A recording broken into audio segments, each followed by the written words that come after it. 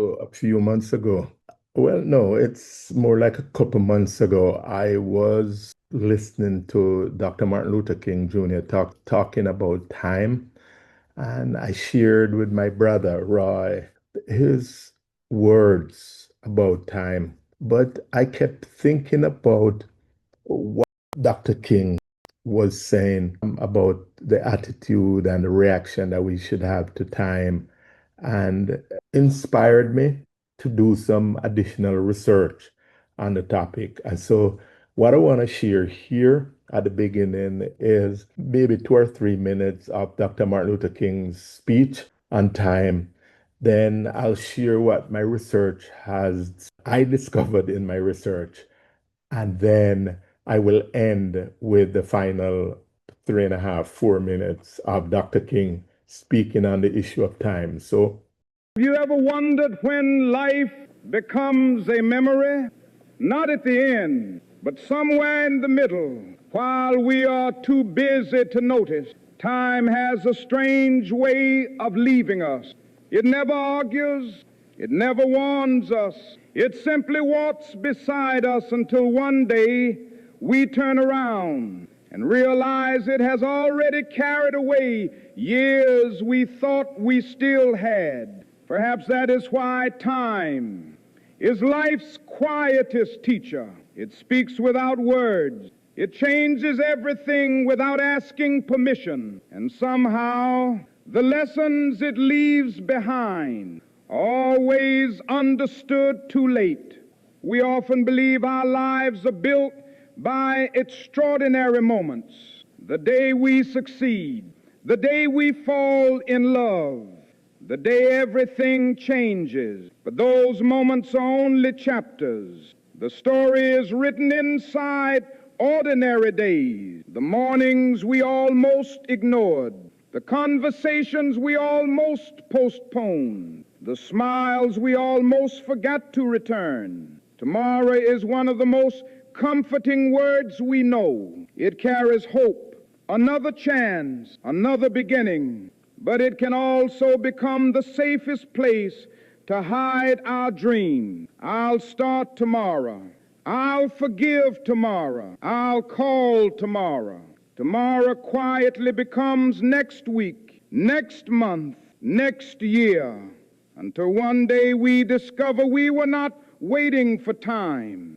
Time was waiting for no one. I want to start with this concept that we usually have and talk about time is the master. I know it's a common saying in Jamaica that time is the master. The great French playwright Pierre Corneille actually did a play in the 17th century where he talks about time is the great master. So it's not time is the master, but time is the great master. So this concept, this idea of time being the master comes from at least the 17th century. And so the full sentiment expressed is that time regulates things well and arranges matters as they pass. Arranges matters as they pass. So over the centuries, the phrase has transitioned into a widespread philosophical proverb that has been referenced or adopted by various artists and writers, such as the great composer Hector Berlioz. And for those of you that are lovers of reggae music and know about Rocksteady and John Holt, you know that one of John Holt's big hit was Time is the Master. So this idea, the 17th century play Sertorius in Act 2, Scene 4 by the playwright Pierre Corneille. Then we've had this proverb adopted by Hector Berlioz, and of course, even the reggae master himself, Mr. John Holt. So let's talk then a little about the mystery of time. The mystery of time. It is Tolkien that just asks this question. It says, and I quote, all we have to decide is what to do with the time that is given, end quote. So this simply reminds us that we cannot control how much time we have, but we can certainly control how we use our time. All we have to decide is what to do with the time that is given. As I did this research, I, of course, went to look in the physics of time because, there's no study of time without the physics of time, looking particularly at illusion versus reality. And one of the first concepts I encountered was the block universe, or eternalism. And this is rooted in Einstein's theory of relativity. So the concept here suggests that the past, the present, and the future all coexist simultaneously in four-dimensional blocks. That is space-time, so to speak. In this view, our perception of the quote now moving forward is merely subjective illusion. Then there is the arrow of time. While the fundamental laws of physics are generally time symmetric, in other words, they work just as well backwards as they do forwards, thermodynamics introduced the second law of entropy. And entropy is, of course, this measure of disorder. It always increases in an isolated system, giving time a distinct, irreversible direction from past to the present to the future. So again, when we think of time using the arrow of time, the entropy, which is a measure of disorder, always increases in an isolated system, giving time this distinct, irreversible direction from the past to the present to the future. Then there is what is described as presentism versus eternalism. It's a timeless philosophical debate. And here's the question that is asked. It's whether only the present moment truly exists, presentism, or if past and future moments are just as real as the present, eternalism.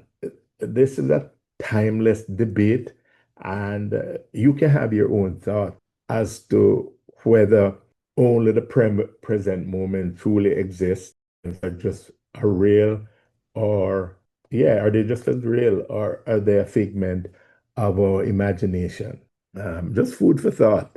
So let's talk then a little about the subjective experience of time, psychological elasticity. The idea here is that as humans, our perception of time is notoriously flexible. And the philosopher William James noted time feels elastic, flying by during moments of engagement, of joy, that we call that flow states, and then dragging during periods of boredom and pain. And we've all said this, like, where did the time go? We were having such fun, and it seemed as if time just slipped away. And then when things are not going well and we're bored, we're saying, oh my God, I wish the time would move faster. Come on, speed it up. As a matter of fact, even when we're listening to somebody who's boring, maybe me, like we're saying, get to the point, speed it up. What we're saying in essence is that the time is going by too slowly during this period of boredom or pain. Then there is what is described as memory anticipation. And so psychologically, humans live at the intersection of memory and anticipation. And St. Augustine famously argued in his Confession that the past only exists as memory in the mind, the future as expectation, and the present as fleeting, uncatchable boundary. The present, fleeting, uncatchable boundary. So when we talk then about the compression of time with age, so as we grow older, subjective time often feels like it accelerates, and theories can range from the proportional model, where a year represents a smaller fraction of the total life lived, to the neutral processing speed changes. Let's look then at the sociocultural and economic construct of time. There's what is described as clock time versus event time. Clock time versus event time. And, anthropologists have distinguished between societies that strictly regulate life by the clock, which is kind of linear, industrialized time, and those that operate on event time, event time, where activities start and end based on natural rhythms and social completion rather than the hour of the day. I know certainly for me, when as a kid growing up, we did event time. So especially in the summertime, after you finish your chores, for me it was like carrying water, maybe getting wood, taking care of animals, those kind of things. Then it was time for play. It was playtime. And while we had daylight, we played marbles, we played gig, we drove trucks, we played cricket, we played football, we played whatever game you could play. Then remember, we'd go to near by Common, near where Harper and Carl Campbell lives. I just went to see Rhythm last time I was in Jamaica in early July. He has had a couple of strokes and he wasn't doing well, but it brought back some memories of being in that space because after the games in the daytime, when it started to get dark, then we'd start playing Chevy Chase. Then after that, we'd play hide and seek, and like we'd just play like any kind of game based on the condition of light. So when we think of event time, where we do not operate based on clock time, then we could also say it would depend on what the lighting was like. Because I remember also going out by the street and playing games under the street light. So again, the idea here of clock time versus event time is one that's real. Now, the commodification of time. So ever since the Industrial Revolution, time has been tightly bound to economic values. And it was Benjamin Franklin who coined the maxim, time is money. Time is money. So this shift time from a kind of natural phenomenon to a scarce resource to be managed, to be spent, and to be optimized. Isn't that what we say all the time? Those of you in sales, manage your time, pay attention to how you spend your time, and certainly optimize your time. So this then leads us to this issue of existential and mortality driven thoughts.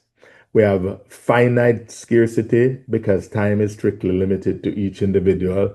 It creates this fundamental backdrop of existential philosophy. Thinkers like Martin Heidegger, and Heidegger is this German philosopher that argues, that the authentic human life requires confronting our own mortality, being toward death, which forces us to give meaning to the time we have. Then there's what is called a paradox of urgency, where modern life often forces a constant preoccupation with the future. So we have to plan, we have to achieve, we have to worry. We have to plan, we have to achieve, we have to worry. So the argument here is that it paradoxically robs individuals of the ability to inhabit the present moment because we spend so much time worrying, we spend so much time planning, we spend so much time trying to achieve in that we never seem to operate or exist in the here and now. In other words, we're not smelling the roses enough. So let's talk then about the psychological weight of time. And this is about how we feel, perceive, and bear the passage of hours and years and our own mortality. It's one of the heaviest burdens and greatest mysteries of the human mind, it has been suggested. So, unlike physical time, which ticks away at a steady, measurable pace, psychological time bends, it stretches, and it accumulates. It bends, it stretches, and it accumulates. That is the psychological weight of time, and if you think of accumulation and weight, ooh, it can weigh you under. So, what are some of the burdens then of anticipation? And I use this background, this motif of the caterpillar metamorphosizing into a butterfly, but going through this moth stage. Here are the critical dimensions then of the psychological weight of time. There's mental time travel. So, as humans, we are uniquely equipped with episodic foresights. We have the ability to project ourselves mentally into the past and into the future. What I want to be when I grow up, what I want to become, what I want to be doing in 5 years. While adaptive for planning, it is also a psychological trap. So we ruminate on past mistakes. We have regrets. We all do. And then we project anxiety onto certain futures. So we worry, effectively suffering twice for things that are either gone or haven't happened yet. So there is what is described as the existential ledger. The existential ledger. As we age, psychological time begin to feel less like an open field and more like a closing ledger. Accountants, we start measuring our lives not by how much time we have lying ahead, but by how much remain behind, transforming memories into either a source of comfort or a source of grief. So, those are some of the burdens of anticipation that the research highlights, which leads me to some of the temporal perspective then and mental health. Temporal perspective and mental health. Philip Zimbardo talks about the time perspective, and psychologists note that our well being is heavily influenced by our time perspective. It's how we unconsciously bias our focus toward the past, the present, and the future. We unconsciously bias our focus toward the past, the present, or the future. So there is past negative and past positive, being trapped by old trauma or overly romanticizing the quote good old days. Then there is also what is described as the present hedonistic or present fatalistic, living strictly for the moment without consequences, hedonistic, or feeling that life is entirely controlled by external force with no point in planning, fatalistic. So there's also what is described as future oriented. And this is like this constantly delaying gratification, which drives success. And a lot of us tell kids, to delay gratification, study hard, work hard.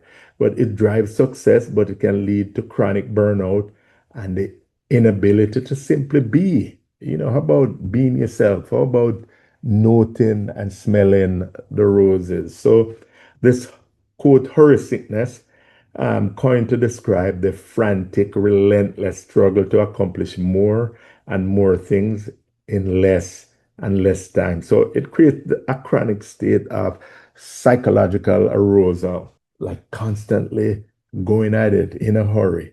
Um, we have to delay gratification because we have to succeed. We have to keep going. We have to worry. We have to be trapped because time is fleeting, because time is out of our control, because time is unmanageable. Yet we say, manage your time well. I wonder if we're creating mental health challenges for ourselves. So there is this talk about the elasticity of suffering and joy. And those of the Christian faith can readily appreciate the suffering of Christ on a cruel cross, but the joy that that suffering has brought to adherents and to followers. So when we talk about elasticity of suffering and joy, we're talking about like this subjective stretch. Pain and trauma warp the psychological clock. So in moments of acute distress, trauma or depression, time can slow to an agonizing crawl, making a simple day feel like eternity. And conversely, state of deep engagement, flow, or profound happiness makes hours evaporate in what feels like seconds. When we're having a good time, time just seems to fly by. When we're bored, I mean, at a point of, oh my God, this is painful, then time just seems to be going at its own pace. So there's this longing for a past that cannot be recovered, highlighting the cruel reality that the moments we cherish most are slipping away as we experience them. Oh, yes. So the next part of the research, and like we're coming to an end of this conversation, is about mortality salience and terror management. Mortality salience and terror management. So there's this idea of the shadow of death, and according to terror management theory, much of human culture, ambition, and anxiety is driven by this unconscious defense mechanism against the realization that our time is finite. Our time is finite. The psychological weight of time is ultimately the weight of mortality, the quiet, persistent knowledge that our story has an ending. Yeah, I think I describe things now that we are in the departure lounge waiting on our flight call, waiting on our call to board. When you think about the psychological weight of time in your own life, do you find yourself wrestling more with the anxiety of the future, the gravity of the past, or the frantic pace of the present?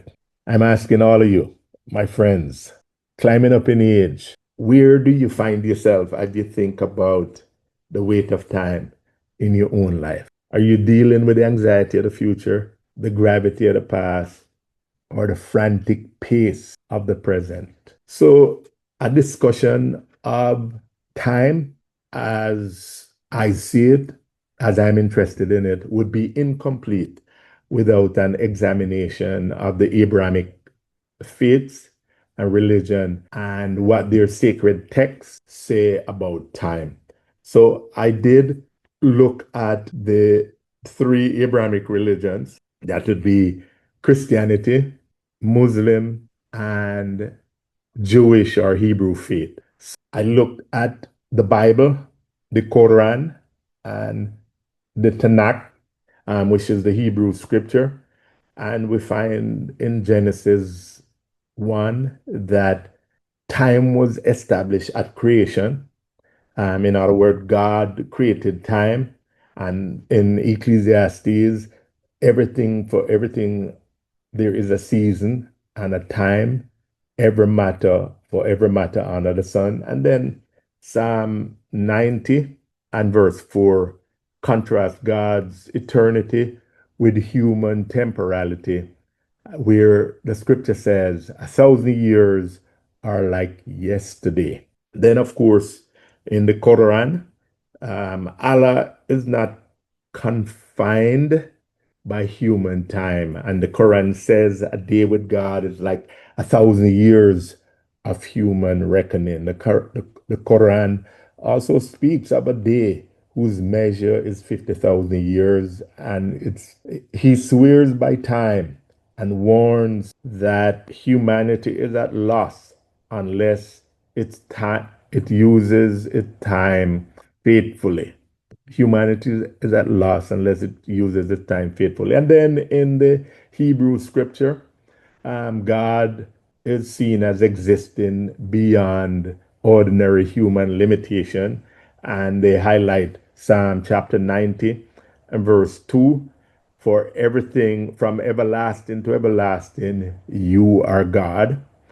And then in Ecclesiastes chapter 3, it talks about this, maybe the strongest biblical mediation on life season and the limitation of human control over that. So that was the Abrahamic religions, looking at the Bible, the Quran, and the Tanakh, the Hebrew Bible.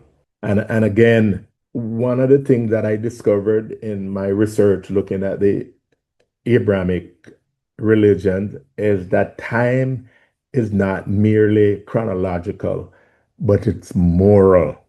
So, like from the religious faith, the Abrahamic faith, time is not merely like hours or minute, hours and weeks and days, but time is moral. All three faiths talk about time, not just as, but not just as chronological, but as moral. And so there are a few important similarities that I'll highlight here. So in the Bible, for example, it does not simply ask, how much time do you have? It asks, what are you doing with the time that God has given you? What are you doing with the time that God has given you? And so in Ephesians chapter 5, verses 15 and 16, it says, be very careful then how you live, not as unwise, but as wise, making the most of every opportunity because the days are evil. And then in Psalm 90 and 12, it says, it teaches us to number our days. And of course, James, the practical writer that wrote the book of James, James 4 and 14, talks about human life is a quote, mist that appears for a little time and then vanishes, end quote. And then the Quran sort of make a remarkably strong connection between time and accountability. It essentially presents human existence as a race against time, and humanity is at a loss except for those who, and this is critical, those who believe, do righteous deeds, encourage truth, and encourage patience. We're talking about time, patience, time, patience. And then, of course, the Jewish scriptures, wisdom tradition similarly ask us to recognize life seasons and limitations. To everything, there's a season and a time for to every purpose under heaven. Ecclesiastes 3 and 1. So Sata, in closing, this is what I want us to see about the Abrahamic religious challenges to us regarding time. The Bible, the Quran, and the Jewish scriptures all challenge us to see time as more than minutes, hours, and years. It's not just as we said a while ago, it's not merely chronological, it is moral. But even more than moral, all three holy books teaches that time is a gift, that time is a responsibility, that time is a test, that time is limited, and that time ultimately points beyond itself and towards God and eternity. It points beyond itself and towards God and eternity. So, a lot of time that we spend worrying about time, focusing on time, weighing our efforts on time, maybe it's time we start to look on the one who created time, and where time never ends. And if you're thinking about maybe some critical areas for your own study, you could think about creation, where does time come from? That would be some interesting research. Certainly purpose, why has humanity been given time? How we use our time, stewardship. And what does time, the limitation of time teach us about our mortality? And certainly what happens when earthly time ends. In other words, our eternity. So that's where some of my research took me. And now let's go back to the orator himself, Dr. Martin Luther King Jr., as he continues sharing with us about the attitude that we might have to time. And by the way, thanks for taking the time to listen to this conversation about time and to use your time to inquire about time. Thank you. And time is winding up. Time to do that again. Time, time, my friend, time, time, time. So remember the quote from um, Charles Keene. He says, all we have to decide is what to do with the time that is given. So this is simply reminding us that we cannot control how much time we have, but we can certainly control how we use our time. Thank you, thank you, thank you. Time is a gift. Time is responsibility. How are you using your time? Time is a test. Time is limited. Ultimately, instead of focusing on time, maybe we should focus on He who created time towards God and eternity. Be blessed. So, you ready for Martin Luther King? I'm sure you are. Peace.